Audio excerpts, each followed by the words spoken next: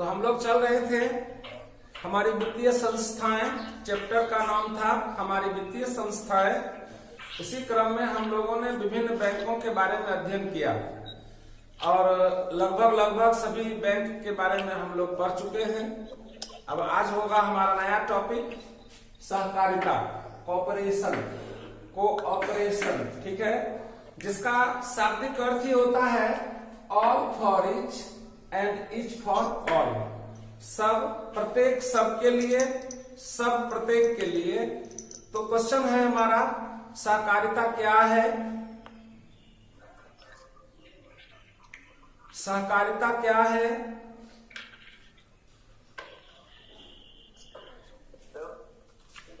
इसके कौन कौन से मूलभूत सिद्धांत हैं? उत्तर लिखिएगा। सहकारिता एक ऐसी आर्थिक व्यवस्था है जिसके अंतर्गत मनुष्य किसी आर्थिक उद्देश्य की पूर्ति के लिए, आर्थिक उद्देश्य की पूर्ति के लिए मिलजुल कर कार्य करते हैं। इसका मूलभूत सिद्धांत सब प्रत्येक के लिए और प्रत्येक सब के लिए है। सहकारिता का शाब्दिक अर्थ ही होता है सबका एक साथ मिलजुल कर काम करना, मिलजुल कर काम करना। Paragraph change.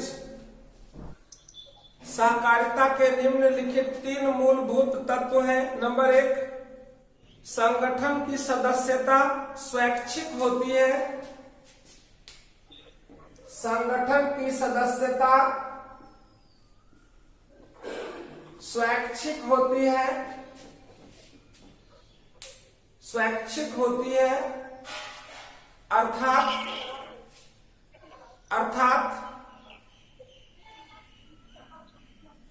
कोई भी व्यक्ति अपनी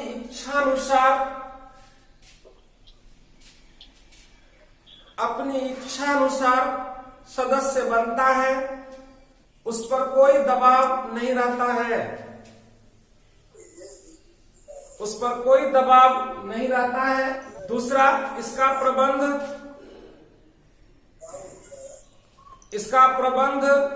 एवं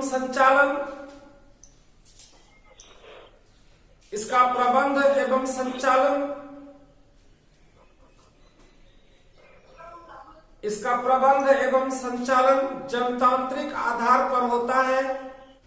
नंबर 3, इसके आर्थिक उद्देश्यों में नैतिक एवं सामाजिक तत्व भी, इसके आर्थिक उद्देश्यों में नैतिक एवं सामाजिक तत्व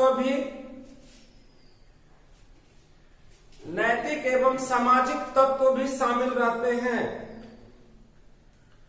नैतिक एवं सामाजिक तत्व भी शामिल रहते हैं। क्वेश्चन लिखिएगा। भारत में सहकारिता की शुरुआत किस प्रकार हुई? भारत में सहकारिता की शुरुआत किस प्रकार हुई? देखिए, 1904 ईस्वी में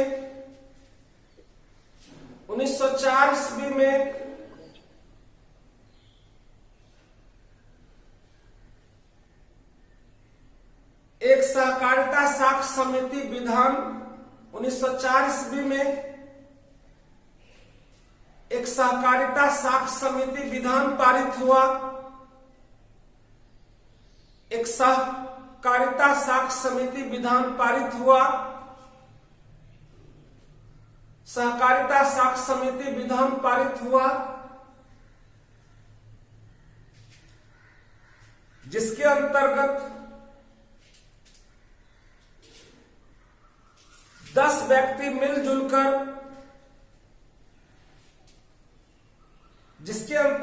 10 व्यक्ति मिलजुल कर सहकारी साख समिति का निर्माण कर सकते हैं। इसका विस्तृत रूप देने के लिए 1912 ईस्वी में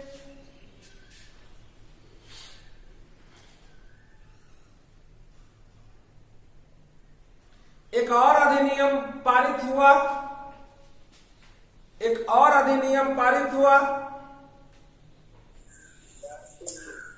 1912 ईस्वी में एक और अधिनियम पारित हुआ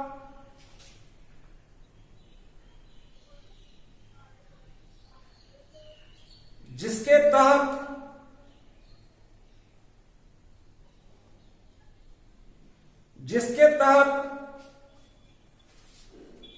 केंद्रीय संगठनों की स्थापना की गई। इसकी प्रगति की समीक्षा के लिए सन 1914 ईस्वी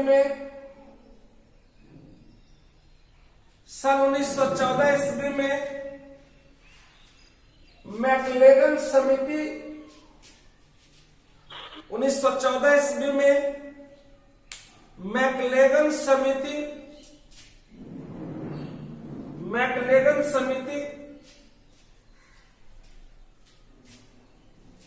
गठित की गई और 1919 ईस्वी में सहकारिता प्रांतीय सरकारों का हस्तांतरणीय विषय बन गया और इस तरह भारत में सहकारिता की शुरुआत हुई। क्वेश्चन लिखिए, राज्य के विकास में सहकारिता की क्या भूमिका है? राज्य के विकास में सहकारिता की भूमिका बहुत महत्वपूर्ण कही जा सकती है।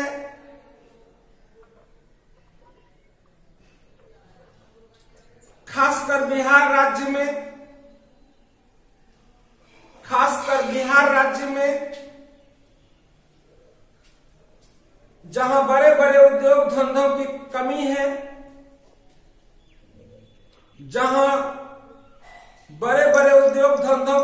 है, यहां आजीविका चलाने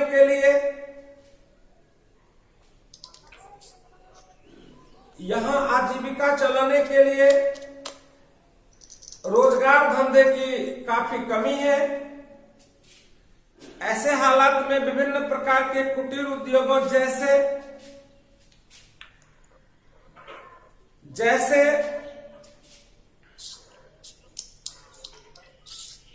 धनकुट्टी,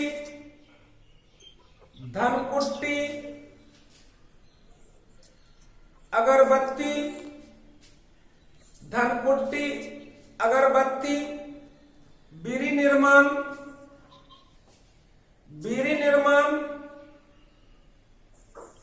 जूता और ईंट बनाने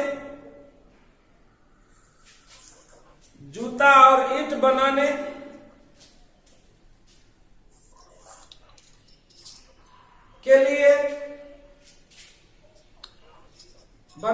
लिए धन की आपूर्ति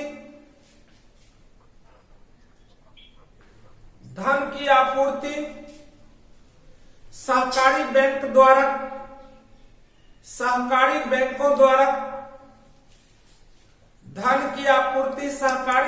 द्वारा किया जाता है।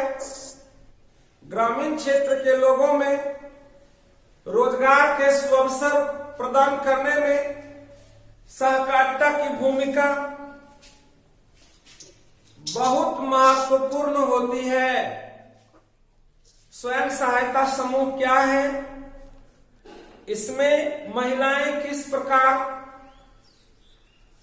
अपनी अहम भूमिका निभाती हैं? तो जवाब लिखिएगा, स्वयं सहायता समूह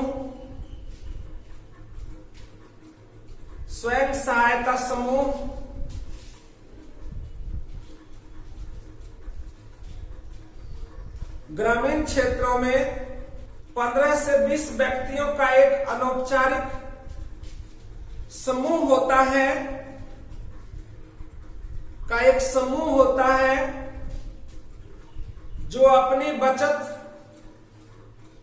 जो जो अपनी बचत तथा बैंकों से लघु ऋण लेकर अपनी बचत तथा बैंकों से लघु ऋण लेकर अपने सदस्यों के लघु ऋण लेकर अपने सदस्यों के पारिवारिक जरूरतों को पूरा करते हैं और विकास गतिविधियां चलाकर गांव का विकास एवं महिला सशक्तिकरण में गांव का विकास एवं महिला सशक्तिकरण में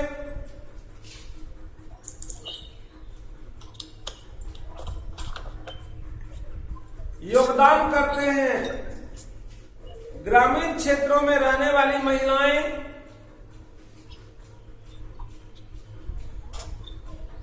और पुरुष, इसमें खासकर महिलाएं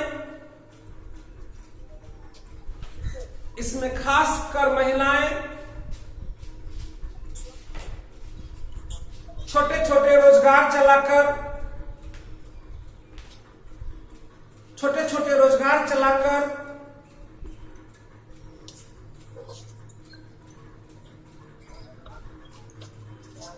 एक बड़ी पूंजी बनाने में सफल होती है और इससे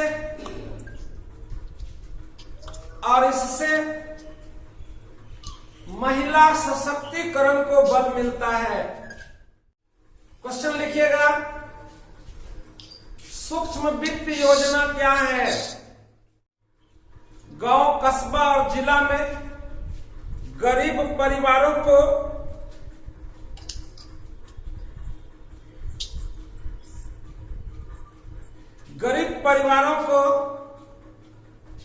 स्वयं सहायता समूह के द्वारा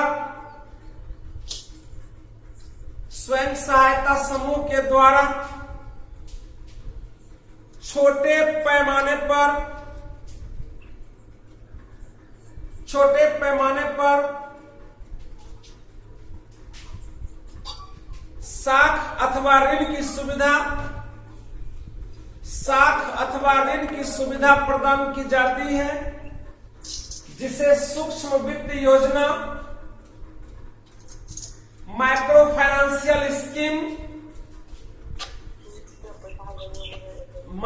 फाइनेंस स्कीम होता है। सूक्ष्म वित्त योजना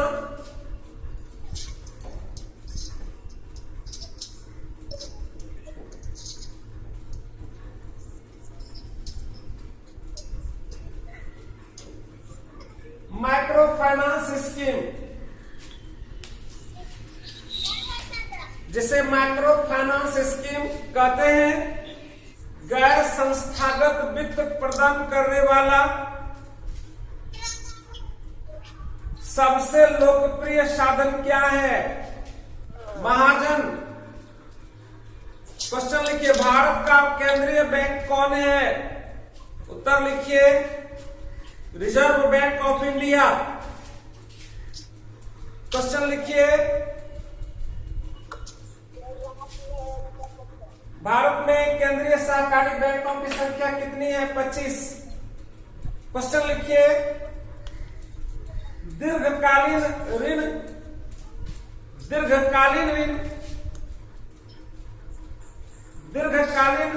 ऋण की सुविधा देने वाला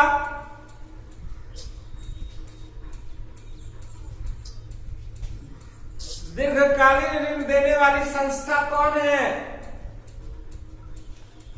दीर्घकालीन ऋण देने वाली संस्था कौन है? देने वाली संस्था कौन है?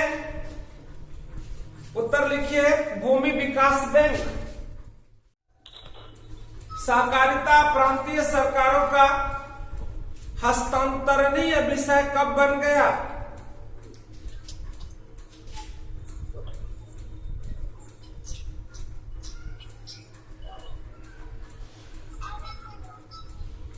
उन्नीस सौ 19 ईस्वी में। क्वेश्चन है साख की आवश्यकताओं की पूर्ति, साख की आवश्यकताओं की पूर्ति किसके द्वारा की जाती है? साख के आवश्यकताओं की पूर्ति, साख के आवश्यकताओं की पूर्ति किसके द्वारा की जाती है?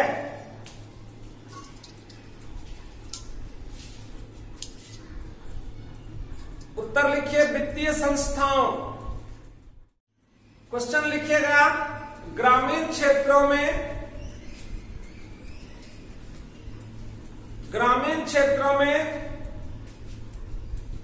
साहूकारों के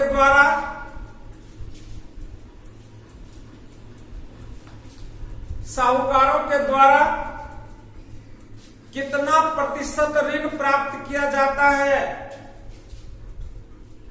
साहूकारों के द्वारा कितना प्रतिशत ऋण प्राप्त किया जाता है? 30-30-30।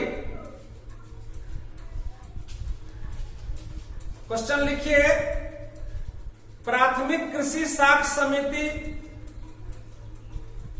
प्राथमिक साख समिति किसानों को, प्राथमिक साख समिति किसानों को कैसा ऋण प्रदान करती है? प्राथमिक साख समिति किसानों को कैसा ऋण प्रदान करती है? उत्तर लिखिए अल्पकालीन ऋण। भारतीय रिजर्व बैंक की स्थापना कब हुई? 1935 में। क्वेश्चन लिखिएगा व्यावसायिक बैंक हमारे कितने प्रकार के जमा को स्वीकार करती है? व्यावसायिक बैंक हमारे कितने प्रकार की जमा राशि को स्वीकार करता है? 4 प्रकार के। आज हमारा यह अध्याय समाप्त हो गया। हम लोग हमारी वित्तीय संस्थाएं जो कि अध्याय 4 था समाप्त हो गया। अब हम लोग इकाई 5 में कल प्रवेश करेंगे, रोजगार और सेवाएं।